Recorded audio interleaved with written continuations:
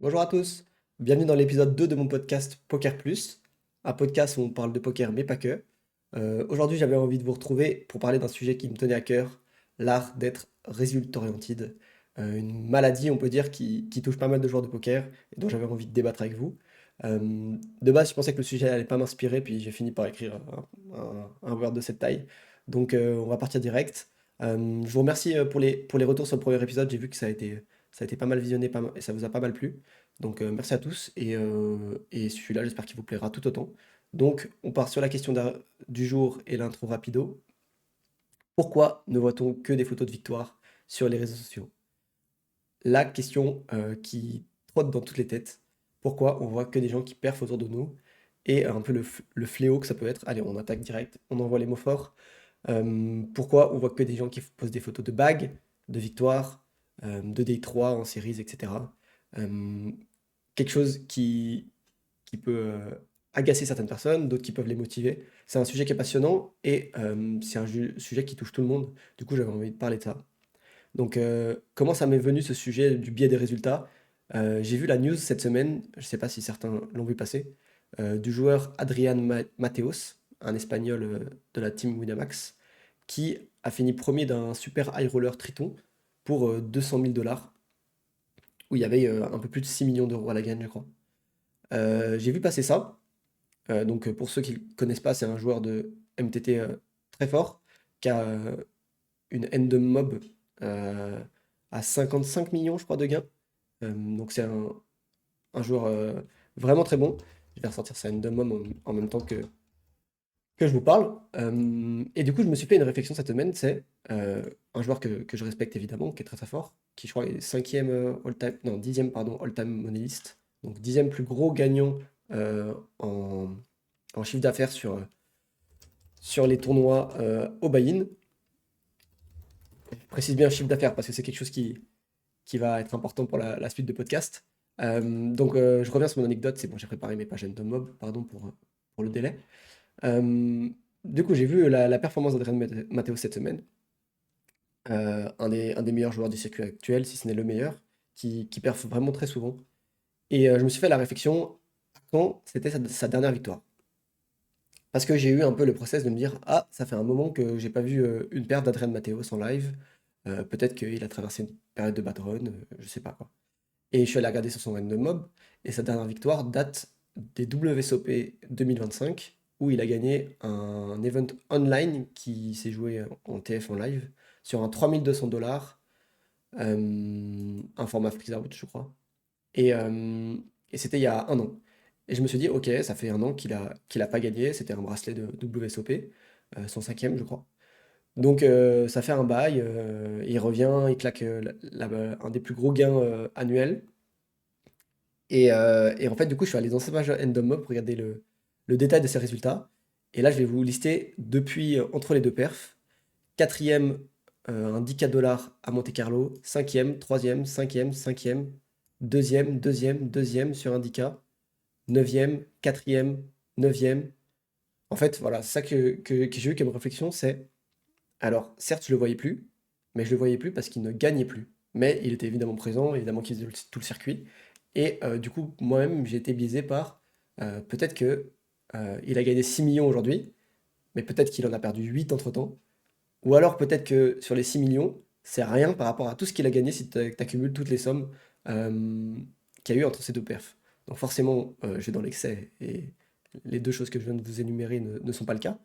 Mais je me suis dit du coup, on le voyait plus et en fait c'est un peu une erreur quoi. C'est le fait d'être biaisé par ce joueur-là, je l'aperçois uniquement quand il va reach les premières places et encore plus de ça, je l'aperçois en live.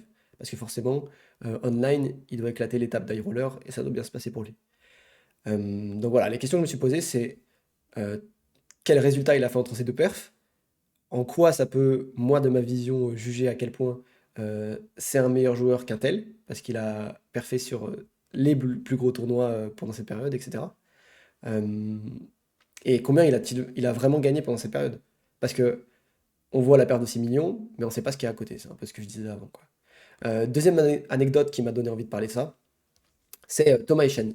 Thomas Echen, donc un joueur live, qui est rentré chez la team Smart Dex cette année, je crois, euh, et qui, selon moi, a traversé un truc qui, je pense, va pas être du tout méchamment dit, mais quelque chose, une, une traversée du désert médiatique. C'est ce que m'a dit ChatGPT, donc si tu lui en veux, Thomas, c'est pas ma faute. Euh, Moi, je veux dire, la vision que j'ai sur ce joueur, c'est quelqu'un qui, je crois, a commencé le circuit en 2020, qui a fait son challenge sur YouTube, qui m'a inspiré aussi pour faire le mien en 2021, et qui a fini son challenge avec, du coup, pardon, le challenge, j'ai pas précisé, c'est 1000 ou 1 million d'euros, je crois. Euh, et il a fini troisième, non, cinquième, je sais plus, il a fait sur le PSPC, pardon, WSOP Bahamas. Peut-être c'est ça, peut-être je dis de la merde. Bref, c'est le PSPC, quoi, aux Bahamas, où il a pris 800 000 euros et fini son challenge comme ça, fin 2023. Et depuis, du coup, on avait un peu moins de nouvelles de lui, un peu moins présent au niveau des résultats. Et ChatGPT a qualifié ça de traversée de désert médiatique. Bon, c'est un peu fort, évidemment. Je suis pas sûr que ce nom soit sorti de la tête de l'écosystème poker français.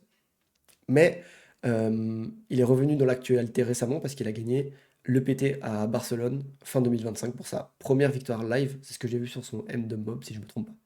Donc voilà, une période où il s'est un peu moins passé de choses entre les deux. Et la similarité du coup entre ces deux phases où il a commencé le circuit et aujourd'hui, c'est un peu des périodes de lumière, le moment du challenge, et puis ça redescend un peu, et puis maintenant le fait qu'il gagne. Et je suis persuadé que ce joueur-là n'a fait que s'améliorer au fur et à mesure des années, et que le fait qu'il ait été plus présent à un moment, un peu moins ensuite, qu'il ait gagné son premier tournoi live sur un des plus gros tournois de l'année et les plus prestigieux, un EPT, ça soit forcément indépendant de sa volonté, mais forcément aussi un peu décalé par rapport à son niveau de jeu, qui lui a souvent été très stable, j'imagine, voire en progression, très certainement. Et ces périodes de lumière, du coup, ces pics d'actualité et de vision au niveau des réseaux sociaux, ont, ont influencé en fait la vision de son niveau de jeu de n'importe quel joueur ou personne qui suit l'écosystème comme moi.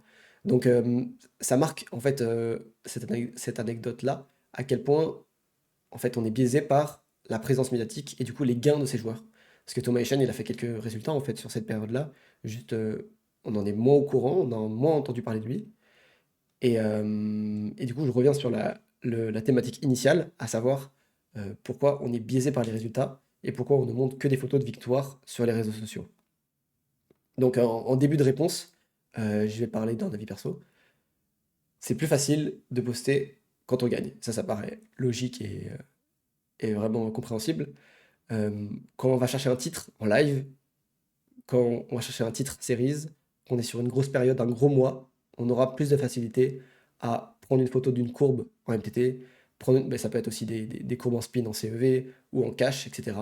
Euh, les meilleurs BB100, etc. Les meilleures périodes.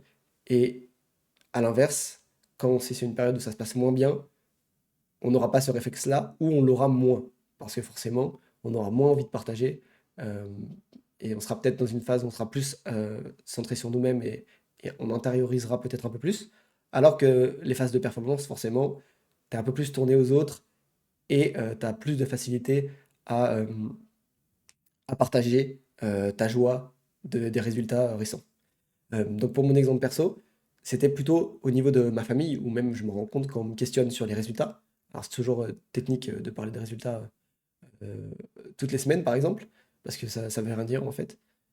Mais c'est toujours plus facile pour moi de, de pouvoir, comment dire, faire durer les discussions et apporter d'autant plus de détails lorsque je suis sur une période de good run, évidemment, que sur une période de bad run, où là, on va plus avoir tendance à esquiver le sujet ou à juste se dire, bon, bah, c'est pas le moment d'en parler parce que soit on bad run, soit on perd de l'argent, soit on est break-even. Bref, dans tous les cas, il y aura toujours une bonne raison quand on est en good run et qu'on a fait des perfs pour les partager et pour en parler au grand public.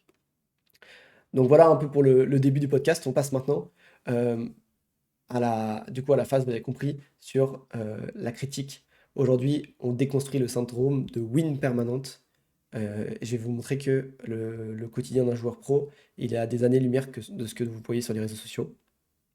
Donc déjà, les réseaux sociaux, bon, pas tout le monde les a. Moi, je sais que je suis pas très connecté avec l'écosystème poker. J'ai des joueurs pros que je côtoie qui, eux, sont très au courant des perfs d'un tel, en live, online, etc. Forcément, quand on suit des joueurs, on a tendance à les voir apparaître dans notre fil Facebook, Instagram, TikTok, qu'importe ce que vous suivez. Donc, moi, la question que je me posais, c'est pourquoi partager que quand on est en haut de notre courbe de variance? Pourquoi partager les 10% de meilleurs scénarios quand on a enchaîné perf, perf, perf, un super mois où on a fait que de chatter, etc. Bah, tout d'abord, c'est le biais de sélection, c'est ce que je vous parlais juste avant. Le fait que on va, c'est un peu aussi dans notre aspect humain, quoi. C'est plus facile d'intérioriser quand on est mal et d'extérioriser quand on est heureux et quand on gagne. Et il y a un truc aussi que j'ai pas évoqué, c'est la pression du jugement social. Forcément, on va moins avoir de mal à poster une courbe qui est perdante parce qu'on sera soumis aux critiques. Et ça, c'est un truc intrinsèque que l'humain déteste. Et alors que quand on est en phase de win et une phase de confiance, c'est plus facile peut-être de subir cette pression. Elle pourra être en grande partie positive quand on a fait des résultats positifs. Il y aura toujours une part de négatif et à l'inverse, une part de positif dans les moments de bad run où on se sentira sûrement encouragé par certains joueurs. Mais la pression du jugement social, c'est un truc qui est clé et que les gens sous-estiment trop. Deuxième aspect, c'est l'effet bulle. L'effet bulle, c'est quoi? C'est quand on est dans un écosystème. Donc là, forcément, si vous écoutez le podcast, c'est que vous vous intéressez de près à ce jeu-là. Peut-être que vous jouez récréativement, que vous jouez de façon, que vous voulez vous y mettre de façon sérieuse, ou alors que vous êtes professionnel, qu'importe le format. L'effet bulle, c'est s'entourer, en fait, euh, un peu ce qu'on peut voir sur les algorithmes des réseaux sociaux aujourd'hui, nous proposer systématiquement du contenu qui soit en lien avec ce qu'on a visionné auparavant. Donc forcément, si vous voyez une perf d'un collègue, puis celle d'un autre, puis celle d'un autre, en fait, vous vous retrouvez à avoir que des perfs de tout le monde, alors que ces joueurs-là représentent peut-être 20% de votre, je dis n'importe quoi, hein, 20% de votre pool global d'amis, alors que tous les autres amis n'ont pas posté parce que eux n'ont pas perfé pendant cette période. Donc vous avez l'impression que tout le monde gagne, et encore plus quand c'est une période où vous vous perdez. Tout le monde gagne, sauf moi. Et ça, c'est un truc qui est récurrent, que j'ai souvent entendu chez les joueurs de poker. Donc l'effet bulle, à ne pas sous-estimer. Ensuite, il y a un truc, c'est toutes les victoires et toutes les apparitions n'ont pas le même poids. Si vous allez faire un deep run sur le main event et que vous êtes le dernier français, vous allez en TF, un peu comme Léo Margetts l'année dernière, pardon. Ça a plus de poids et c'est plus amplifié que si c'était sur un event online. Bon, ça coule de source. Mais c'est un peu ce que je citais dans le premier podcast, la différence live-online. Une victoire live, et ça aura été un peu le cas pour Thomas Echen, va avoir beaucoup plus d'importance dans la vision globale qu'ont les gens de ce joueur, versus peut-être les 3 années gagnantes qu'il a fait entre-temps, où il a run tout droit, il a défoncé les high stakes online, mais que personne, ou beaucoup moins de personnes, sont au courant de cet aspect-là. Donc voilà. Et puis il y a aussi une question de run, évidemment, et de présence sur les réseaux sociaux. Il y a le côté en live, tu es forcément plus visible, logique, vu qu'il y a des caméras et que tu es souvent pris en photo. Et il y a une question de run, quoi. Peut-être qu'un Thomas Echen V2, qui a le même niveau, qui lui va perfer sur les 3 années où il s'est un peu moins passé de choses au niveau médiatique pour lui, va faire que des wins en live, va peut-être plus gagner que simplement s'il avait pris son EPT. Donc, de toute façon, vous comprenez, il y a forcément des trucs compliqués c'est compliqué à comparer, et puis c'est compliqué surtout à interpréter comment les gens vont avoir une vision. Mais la victoire, en tout cas, ce qui est sûr, c'est qu'elle a plus de poids que n'importe quoi. Et je vous faisais la liste tout à l'heure de Mathéos, qui a fait peut-être 10 TF ces 3-4 derniers mois, mais on a été forcément plus touché par la victoire de Super High Roller. Alors que s'il les avait gagnés peut-être les 9 autres, sauf ce High Roller, on se serait peut-être dit, ah finalement Mathéos, ouais, il perf, mais il gagne pas les plus gros tournois. Donc c'est ça qui est super particulier et qui est surtout un peu injuste. L'autre injustice, ça va être euh, une décision. Donc par exemple, si je décide de 3 barrels bluff, un combo river qui a un bon spot, etc. La décision que je choisis à l'instant T qui est en fait de lever, donc l'expected value, elle est pas tout à fait en lien avec le résultat à court terme. Ça revient au concept de la variance, mais c'est que nos choix qu'on va prendre, les spots qu'on va jouer, vont forcément vouloir rien dire à court terme. C'est-à-dire que c'est le concept même de la variance. Je vois que là, j'épilogue sur pas grand-chose, mais si tu vas gagner un tournoi sur une période, on va te considérer comme un génie. Mais si tu bad run et que tu perfes pas, bah déjà, il y a plus de risques qu'on t'oublie peut-être. Mais qu'est-ce qu'on va penser de toi? Si tu es seulement drivé par le fait euh, pardon, je me suis un peu perdu. Si tu es seulement drivé par le résultat. Bon, on va passer à la suite du coup. Euh, Quatrième, l'omerta du bad run. Ça, c'est intéressant. L'omerta, c'est, pour ceux qui ne connaissent pas, c'est le fait de ne pas parler dans les cartels, pardon, si, dans les cartels siciliens, dans les mafias. Le fait de rien dire versus la police, etc. Cacher la vérité. L'omerta du bad run. Alors, pourquoi on cache cette souffrance et peut-être ces périodes un peu plus de bad run? Pourquoi on ne dit jamais, ce mois-ci, j'ai perdu 40 babines, j'ai mal joué, tous ces coups qui m'ont perdu énormément, qui m'ont fait perdre énormément d'argent, des coups clés qui m'ont empêché d'aller chercher des deep runs, etc. Là, je voulais citer Negreanu, qui est un Canadien qui est aussi très haut, je pense, sur la all-time money list, qui, j'ai souvenir, a partagé ces dernières années la plupart de ses bilans annuels, notamment des bilans perdants, où il a fait des années perdantes. Et je trouvais ça plutôt classe. Et également David Iquitaï, qui l'a fait, je crois, ces dernières années. Euh, alors, de mémoire, si je dis pas de bêtises, David Iquitaï, il expliquait pour lui que ça lui permettait de faire un point, et en même temps de trouver une motivation, le fait d'être face à la réalité. Mais Negreanu, je sais pas, j'ai pas vraiment d'infos là-dessus. Mais je me questionnais là-dessus, en fait, sur est-ce que c'est un courage énorme qu'ont ces joueurs-là de faire ça? Est-ce que ça doit être respectable et ça doit être plus mis en avant?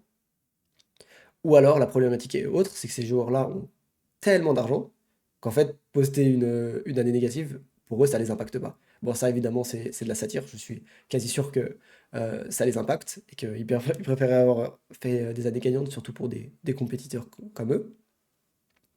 Mais donc, du coup, ils ont peut-être joué la carte de l'honnêteté, parce que pour eux, ils ont zéro pression financière, donc assumer les pertes, c'est un peu aussi avoir peut-être ouais, peut-être attirer un autre public ou n'importe quoi. Mais je pense que c'est forcément pas leur démarche. Du coup, la question que je me posais, est-ce qu'on doit commencer à normaliser le partage de pertes? Est-ce que ça doit être quelque chose qui doit être encouragé? Comment on va percevoir le fait que tout le monde gagne? C'est un peu le même de vous zoomer sur une courbe qui est montante, et en fait vous dézoomez, et ça descend, descend, descend, monte sur la petite période et descend, descend, descend. C'est comme si vous ciblez le Bitcoin sur les 3 derniers mois, par exemple, qui a fait que descendre, là où depuis le début de sa création, ça fait que monter. Voilà. Et il y a un dernier point, c'est un peu un truc caché de pourquoi on ne partagerait pas. Parce que si je drop, disons par exemple, 100 buy-in API 1000, je drop 100 000 euros. Si je le partage, je flambe un peu ma réputation et je perds potentiellement des stackers. Donc le stacking, c'est quoi? C'est un truc que j'ai déjà abordé dans l'épisode 1 de mon podcast. C'est le fait de vendre des actions de ses propres tournois ou de ses actions en d'autres styles d'autres variantes ou styles de jeu. Et en faisant ça, on perd forcément de la crédibilité et on se crée peut-être des problématiques vis-à-vis des gens qui nous donnent de l'argent. Enfin, évidemment, ils ne nous donnent pas de l'argent, mais qui achètent des parts dans notre entreprise, qui, à savoir nous-mêmes. Et ça, et ça, c'est un vrai aspect qui peut être sous-estimé. L'omerta, c'est pas forcément de l'ego. Ah, je suis blessé, j'ai pas gagné d'argent pendant ces derniers mois, je ne vais pas poster. C'est également un aspect business. Et oui, si on ne dit pas, ça nous évite d'être mal vu au niveau des investisseurs, forcément. Donc voilà, on va enchaîner. Maintenant, on va parler des dangers d'un peu cette fausse réalité pour la communauté poker. Donc tout d'abord pour les spectateurs, c'est quoi les risques? Les risques, c'est la création de fausses attentes. Ça a peut-être été aussi mon cas quand j'ai commencé à jouer au poker, de me dire, ouais, je vois tous ces gens qui gagnent, c'est peut-être super facile de faire de l'argent à ce jeu. Alors en un sens c'est vrai, et en un autre pas du tout, parce que forcément, si vous travaillez dur, vous y arriverez. Mais on peut avoir une création de fausses attentes au niveau du rythme des gains. C'est euh, souvent rapide.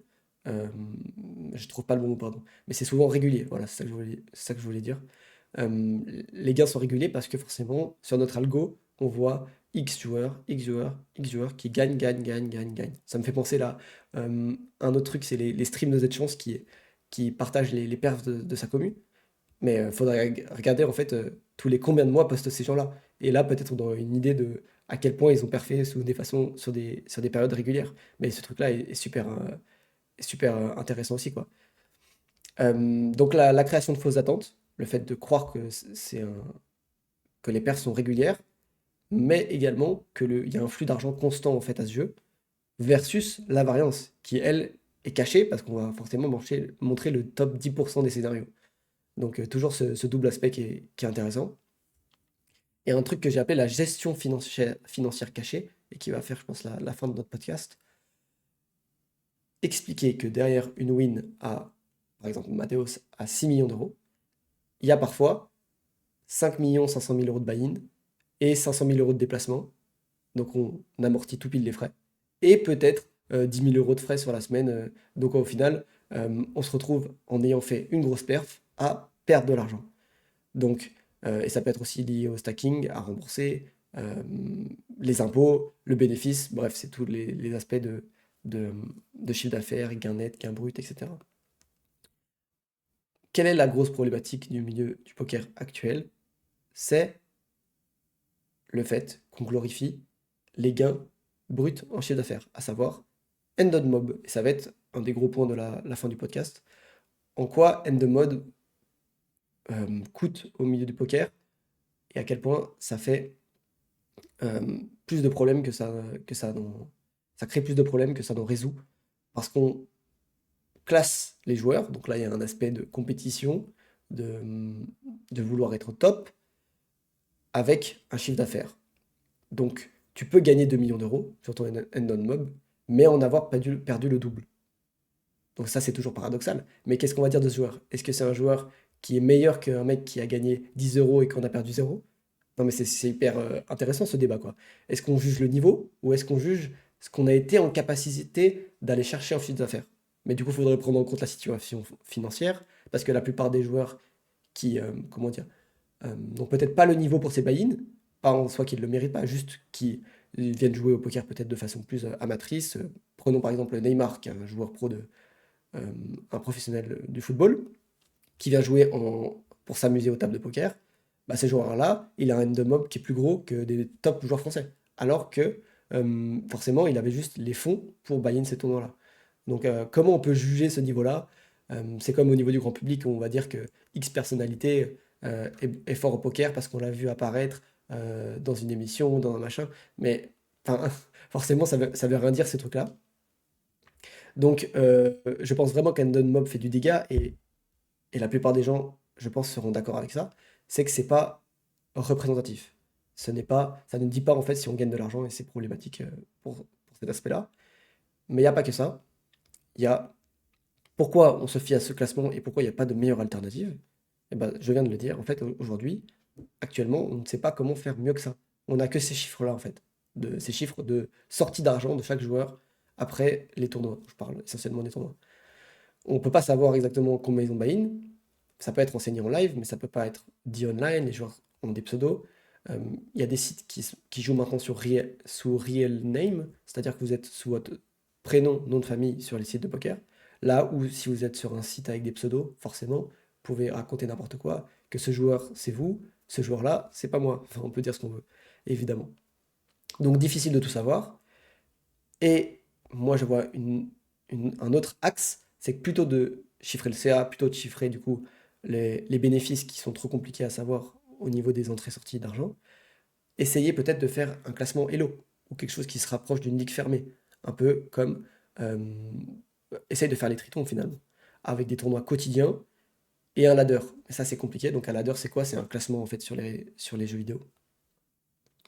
Mais là où c'est aussi biaisé, c'est que si on fait que sur des events live, et bah forcément, tous les joueurs pros qui seront dans ce classement auront peu d'intérêt sur ce classement, parce ils sauront forcément que c'est résultat oriented à court terme. Donc il faudrait des années que chaque point, je ne sais pas si Triton a un système comme ça actuellement, il faudrait que je me renseigne, mais noter j'ai gagné X points car j'ai gagné cet event, etc. Et à très long terme, forcément, le classement sera représentatif.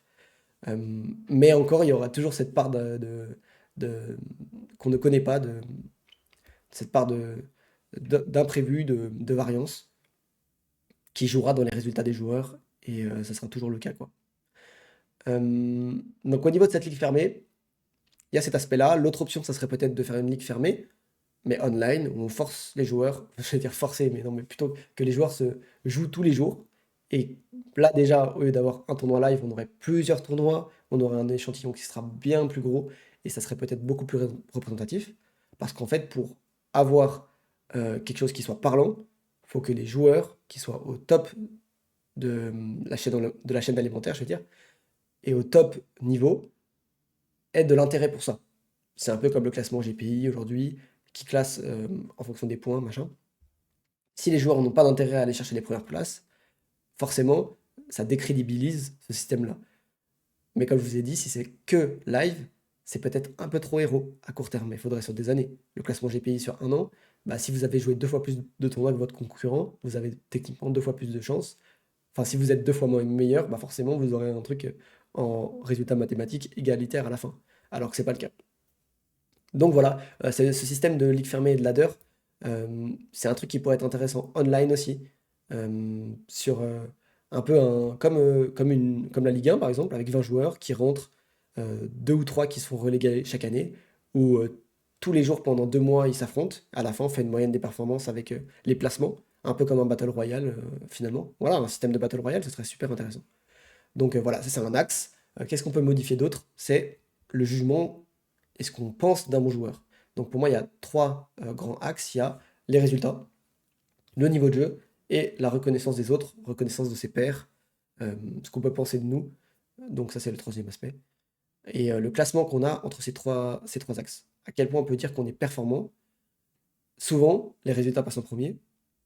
Souvent, le niveau de jeu et le ressenti devant la reconnaissance, mais moi, si je voudrais un peu révolutionner l'approche, ça serait plutôt le ressenti versus field, parce que forcément, personne ne sait mieux que nous à quel point on bat les joueurs qui sont autour de nous. Alors forcément, il peut y avoir des parts de je me mens à moi-même, etc. Et donc là, du coup, peut-être être accompagné d'un coach, ça peut nous permettre d'avoir une double vision sur ça. En deux, du coup, ça vient sur un peu sur l'aspect coach, c'est la reconnaissance, à quel point on est estimé et à quel point on se sent euh, bon quand on est entouré de joueurs bons, voilà. Déjà, ça peut être quelque chose de bien.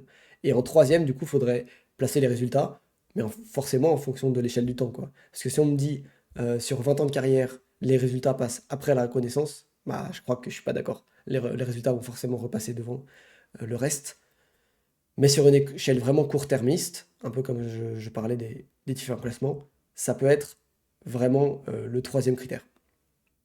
Donc voilà, et on va finir par le prise du bad run, pardon, et comment on se sent en période où on ne poste pas de perf. Donc ça, c'est un truc que j'ai notamment lu chez Thomas Samut, donc Thomas Samut qui est l'actuel coach mental de Léon Marchand, et qui, je crois, a accompagné quelques joueurs pro dans le poker à l'époque. Ce coach-là, je sais que j'ai lu son livre qui parle un peu de comment il fait évoluer les mentalités chez les athlètes et chez les sportifs. Il parlait notamment de la relation à la médaille chez les athlètes qui font les Jeux Olympiques. À quel point on vit et à quel point on est drivé par ce résultat-là. Si j'ai la médaille, je serai content, et encore, c'est pas sûr. Si j'ai pas la médaille, je suis une merde car j'ai loupé mon objectif. Et ça, c'est super dur, et c'est pour ça que ils essayent un peu aujourd'hui, les nouveaux coachs, de remettre l'accent sur le process, sur le fait de prendre du plaisir tous les jours dans le travail, les routines, etc. Ça peut être des fois un peu vu comme quelque chose de trop, peut-être un peu trop bisounours, quoi. Mais cet aspect-là, il est super intéressant parce que si, un peu comme Thomas Echen, qui est vu comme un génie et qui va pouvoir snowball ces périodes où ça se passe vachement bien pour lui, euh, et je me suis perdu dans ce que je voulais dire, pardon. Donc, je vais reprendre. Thomas Echen sur des périodes où ça se passe super bien pour lui. Qu'est-ce qu'il est quand il est dans des périodes de bad run? S'il est un génie à ses top moments, il va ne plus être un génie, ou alors il va pas être considéré comme un génie. Enfin, c'est particulier, quoi. Euh, qu'est-ce qu'on pense de lui à cette période-là? Bon, ça, remarque, on s'en fout, mais qu'est-ce que lui, surtout, pense de lui? Et ça, je pense qu'il est plus important. Faut avoir cette vision un peu, enfin, je parle souvent de dézoomer, quoi. Dézoomer grand angle, dézoomer année, dézoomer peut-être, je vais dire siècle, mais non, on va pas dézoomer au niveau du siècle. Mais voilà, du coup, on peut pas se juger uniquement par le prisme des résultats. Si les gens le font pour nous, bah, faut savoir essayer de s'en détacher également. Parce que si on est un génie sur les périodes de prisme de lumière, qu'est-ce qu'on est quand on n'a pas de médaille, quand on est un athlète et on n'a pas de médaille de Jeux Olympiques? Bah, on n'est pas une merde, sinon on a des dépressions. Et il y a beaucoup d'athlètes qui sont en dépression. Donc c'est un truc qu'il faut traiter avec surtout grand intérêt. Voilà, je voulais parler de ça aussi pour cet aspect-là. Aujourd'hui, prenons l'exemple d'un joueur. Je ne sais pas si euh, la période que je traverse est uniquement soumise à mon bad run, elle est soumise peut-être à mon niveau de jeu. Comment on se positionne là-dessus? Bah, le seul truc et le conseil que je donnerais, c'est se contrôler sur les inputs. Donc les inputs, c'est quoi? C'est les entrées d'un logiciel. euh, pour ceux qui ont un peu programmé, je sais pas, sous Python, n'importe quoi. L'input, c'est une variable qu'on rentre à l'entrée d'un programme. Donc imaginons, je suis une machine, tout ce que je vais me donner à manger en variable, donc ça va être euh, mon travail, euh, le train que je vais faire, ça peut être même hors poker, hein, donc ça peut être le sommeil, etc. Tout ce qu'on peut contrôler, et ce qu'on ne contrôle pas, c'est ce qui sort de la machine, et là, à ce moment-là, c'est les résultats, les perfs, etc. Donc l'approche des coachs mentaux, c'est mettre l'accent sur les inputs, et c'est une approche que je valide, et qui est importante et saine, je trouve, pour un athlète. Et un truc aussi, si ça ne marche pas, on peut avoir aussi l'importance de l'entourage. Se détacher du jugement grand public et prêter à l'importance que aux avis des gens qu'on a autour de nous. Si on est entouré de bons joueurs et d'avoir leur confiance, déjà ça veut dire quelque chose. Donc voilà. Euh, Ça me fait penser à une anecdote aussi que j'ai eue avec un joueur qui me parlait de à quel point il discutait avec sa famille de ses gains réguliers, etc. Et il m'a dit que, à force, il leur a fait comprendre que c'est pas important de savoir les gains financiers, et aussi parce qu'ils sont un peu détachés des chiffres et des sommes, mais plutôt savoir, il lui pose la question, est-ce que tu es heureux en ce moment? Donc ça, c'est marquant, mais c'est tout con, mais je pense que, à part, ça rejoint le ressenti, en fait, le fait d'être heureux, mais à quel point on se sent bien, on se sent au-dessus du field, on se sent entouré, et prend, selon moi, devrait prendre plus de place et d'impact que les résultats en eux-mêmes. Voilà, donc au niveau des takeaways du podcast, le poker pour moi c'est un marathon. C'est un marathon qui est invisible, visible aux yeux des réseaux sociaux, mais visible à un instant T. Une perf, c'est un jour, un joueur. C'est souvent la ligne d'arrivée, ça peut être je vais gagner le Super High Roller des Tritons, c'est le plus gros tournoi de ma vie, le prime de ma carrière. C'est la ligne d'arrivée, mais avant ça, il y a peut-être un an où c'est TF, TF, TF, TF, TF, mais pas de consécration, pardon. Voilà, et il y a aussi un truc qu'il ne faut pas oublier, c'est qu'une personne qui poste sur les réseaux sociaux, elle l'a choisi délibérément. Donc, c'est quelque chose qui vient d'une envie de partager, et tu as souvent plus envie de partager un gain qu'une perte, ça c'est logique. Donc voilà, moi ma vision un peu du coup bisounante que j'aimerais, c'est arrêter de mesurer la valeur d'un joueur à son héroïque court terme, mais forcément c'est quelque chose qui est compliqué à négliger à long terme, mais plutôt peut-être voir les aspects du coup que je citais tout à l'heure, et aussi peut-être mettre de l'importance sur le volume que peut réaliser un joueur et la discipline qu'il a dans le travail, dans le jeu, etc. Donc voilà, je finis par du coup mon petit classement. En un, je mettrai le ressenti versus field. En 2, la reconnaissance. Et en 3, les résultats. Mais forcément, si c'est à long terme, les résultats, ça passe premier. Donc voilà, c'était tout pour moi. Je vous laisse sur la fin de ce podcast Poker Plus, du coup, sur le fait d'être résultat oriented. N'hésitez pas à me faire des retours en commentaire. Je pense que je vais faire 0 cut sur la vidéo. On poste ça comme ça tout droit. Et merci beaucoup de m'avoir écouté. Je vous laisse là, c'était Jules. Ciao!